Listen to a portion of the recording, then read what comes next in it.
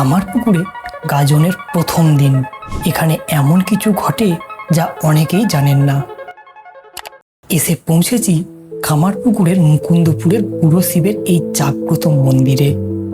সন্ধ্যা নামতেই শুরু হয় বিশেষ নিয়ম, গামির গাছ কাটা, যার মধ্যে দিয়ে হয় গাজনের সূচনা।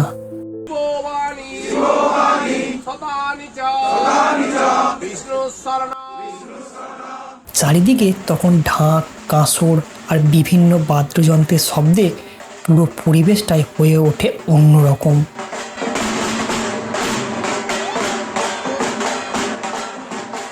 এই সময় সন্ন্যাসীরা সারাদিনের রোদ কষ্ট সহ্য করেও নিয়ম মেনে এই সমস্ত কিছুই পালন করে এবং তারপরে সবাই মিলে যায় কামারপুকুর মঠে ঠাকুরের দর্শন করতে।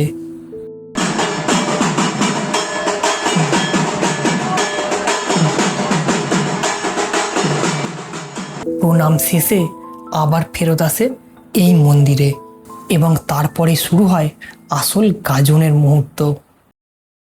স্থানীয়দের বিশ্বাস, গাজনের সময় শিবের লিঙ্গ নিজের থেকেই উপরের দিকে বৃদ্ধি পায়। এই কারণেই গাজনের সময় এই মন্দিরে ভিড় জমে হাজার হাজার ভক্তের। আপনারা কি এর আগে জানতেন গাজনের গল্প? কমেন্টে জানাবেন।